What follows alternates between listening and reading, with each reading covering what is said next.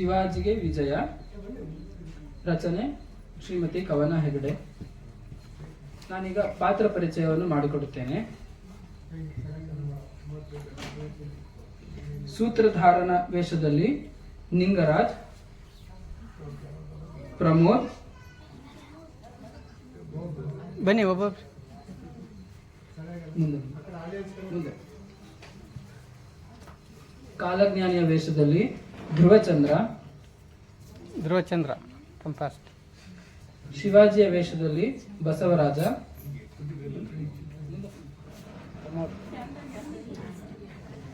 ಅಫ್ಜಲ್ ಖಾನನ ವೇಷದಲ್ಲಿ ಸಾಯಿ ವಿನೇಶ್.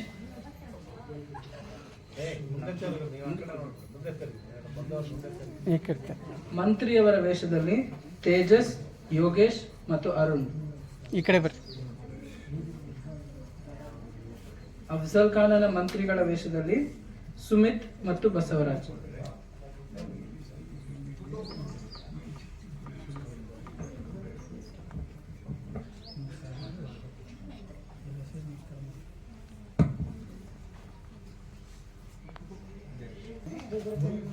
ಶ್ರೀ ಗುರುಭ್ಯೋ ನಮಃ.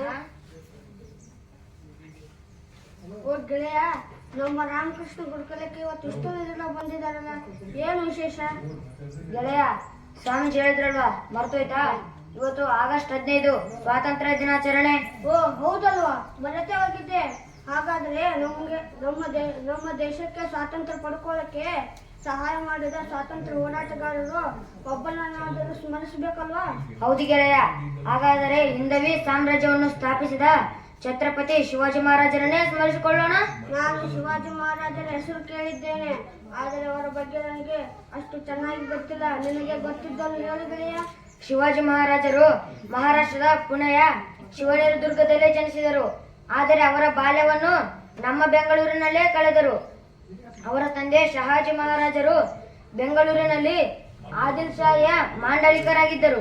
ಓ ಹೌದಾ, ಮತ್ತೆ ನೀನು ಶಿವಾಜಿ ಮಹಾರಾಜರನ್ನು ಹಿಂದೂ ಧರ್ಮದ ಸಾಮ್ರಾಟ ಅಂತ ಹೇಳಿದ್ದಲ್ಲ, ಅದು ಯಾಕೆ? ಓ ಅದಾ, ಮೊಘಲರು, ಬ್ರಿಟಿಷರು, ಗೋರಿಗಳು, ಗಜನಿಗಳು ಇವರೆಲ್ಲರೂ ನಮ್ಮ ಭಾರತಕ್ಕೆ ಬಂದು ಸಂಪತ್ತನ್ನು ಲೂಟಿ ಹೊಡೆಯುತ್ತಿದ್ದರು.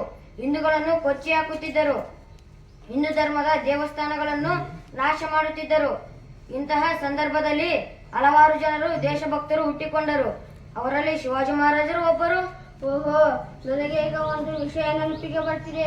ಅದೇನು ಅಂದರೆ, ಹಿಂದೂ ಧರ್ಮವನ್ನು ಉಳಿಸಿ ಬೆಳೆಸೋಕೆ ಶಿವಾಜಿ ಮಹಾರಾಜರಿಗೆ ನಮ್ಮ ಕನ್ನಡ ನಾಡಿನ ವಿಜಯನಗರದ ಕೃಷ್ಣದೇವರಾಯರ ಪ್ರೇರಣೆಯಂತೆ ಇದು ನಮಗೆ ಅಷ್ಟು ಹೆಮ್ಮೆಯ ವಿಷಯವಲ್ಲ?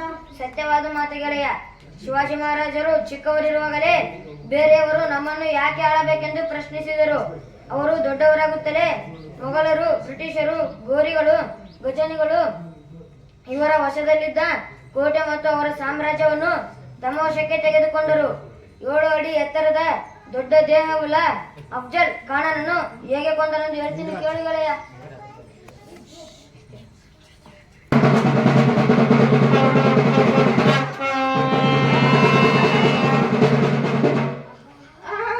ಜೈ ಭವಾನಿ, ತುಳಜ ಭವಾನಿ, ನಮಗೆ ಜಯ ಶತ ಸಿದ್ಧ.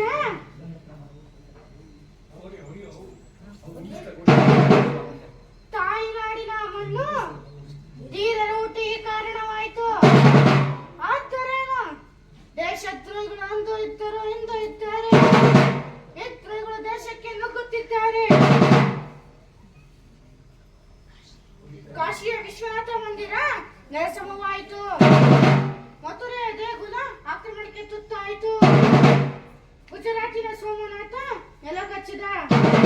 ಆಹಾ ಕಾಳಿ, ಆಹಾ ತುಳಜ ಭವಾನಿ, ನಿಮ್ಮ ಅನುಗ್ರಹದ ಆಸರೆಯಿಂದ ಹುಟ್ಟಿ ಬಂದ ಶಿವನೇರಿಯ ಶಿವಾಜಿ ಮಹಾರಾಜ್ ಇಂದು ಸಾಮ್ರಾಜ್ಯವನ್ನು ಕಟ್ಟುತ್ತಾರೆ.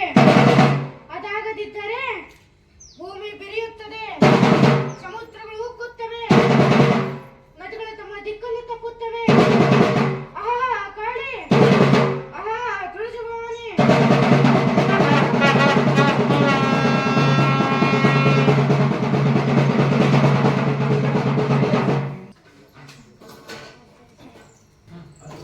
ಅಫ್ಜಲ್ ಖಾನನನ್ನು ಕೊಲ್ಲಬೇಕೆಂದು ಶಿವಾಜಿ ಮಹಾರಾಜರು ಒಂದು ತಂತ್ರವನ್ನು ಅವರು ಪ್ರತಾಪಗಡಕ್ಕೆ ಅವರು ಪ್ರತಾಪಗಡಕ್ಕೆ ಹೋದರೆ ಅಫ್ಜಲ್ ಖಾನನಿಗೆ ಒಂದು ಪತ್ರವನ್ನು ಕಳಿಸುತ್ತಾರೆ. ಆ ಪತ್ರದಲ್ಲಿ ಅಫ್ಜಲ್ ಖಾನನೇ, ನಿನ್ನನ್ನು ಕಂಡರೆ ನನಗೆ ತುಂಬಾ ಭಯ, ಹಾಗಾಗಿ ನಾನು ನನಗೆ ಶರಣಾಗಬೇಕೆಂದುಕೊಂಡಿದ್ದೇನೆ. ನೀನಿರುವ ಜಾಗದಲ್ಲಿ ನಾನು ಬರಲು ಧೈರ್ಯ ಸಾಲುತ್ತಿಲ್ಲ, ಹಾಗಾಗಿ ನೀನೇ ಪ್ರತಾಪಗಡಕ್ಕೆ ಬರಬೇಕೆಂದು ವಿನಂತಿಸಿಕೊಳ್ಳುತ್ತೇನೆ ಎಂದು ಶಿವಾಜಿ ಮಹಾರಾಜರು ಆ ಪತ್ರದಲ್ಲಿ ಬರೆದು ಕಳಿಸಿರುತ್ತಾರೆ.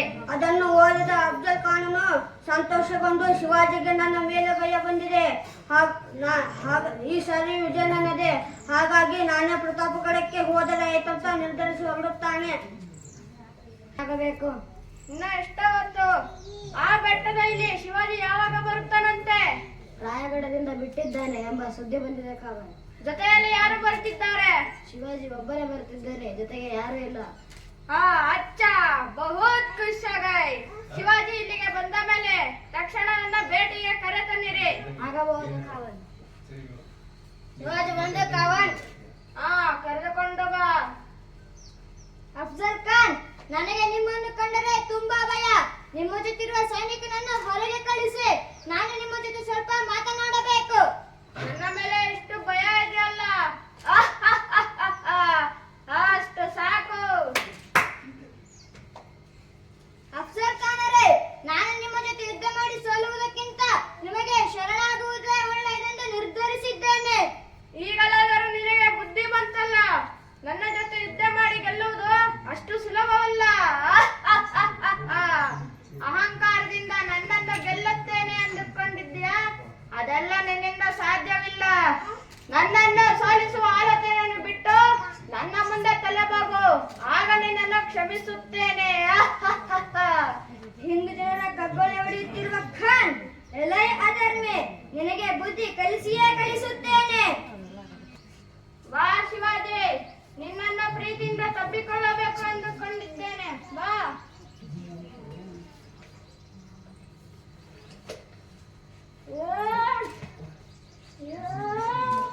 ಜೈ ಭವಾನಿ, ಜೈ ತುಳಜಾ ಭವಾನಿ.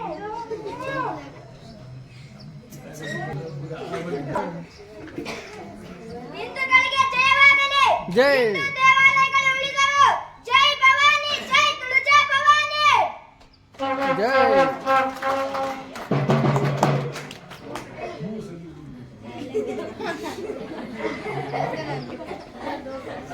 ಅಂತಿದೆ. ಶಿವಾಜಿ ಮಹಾರಾಜರ ಈ ಪ್ರಸಂಗ ಎಷ್ಟು ಸಾಹಸವಂತ ಮತ್ತು ಧೈರ್ಯಶಾಲಿಯಾಗಿದ್ದರು ಅಲ್ವಾ? ಹೌದು ಗೆಳೆಯ. ಆತ್ಮ ಅಚ್ಯುತವೆಂದು, ದೇಹ ನಶ್ವರವೆಂದು, ಭಾರತ ಮಾತೆಗೆ ಜಯವೆಂದು ನಮ್ಮ ಶಿವಾಜಿ ಮಹಾರಾಜರು ಹೋರಾಡದೇ ಇದ್ದರೆ ನಾವು ಹಿಂದೂಗಳು ಹೇಗಿರ್ತಿದ್ವೋ ಏನೋ. ಸರಿಯಾದ ಮಾತು ಹೇಳಿದೆ ಗೆಳೆಯ. ಇವತ್ತು ಸ್ವಾತಂತ್ರ್ಯ ದಿವಸವಾದ್ದರಿಂದ ನಾವೆಲ್ಲರೂ ಛತ್ರಪತಿ ಶಿವಾಜಿ ಮಹಾರಾಜರಿಗೆ ಜೈಕಾರ ಕೂಗೋಣ. ಜೈ ಶಿವಾಜಿ, ಜೈ ಭವಾನಿ, ಜೈ ಭಾರತ್ ಮಾತಾ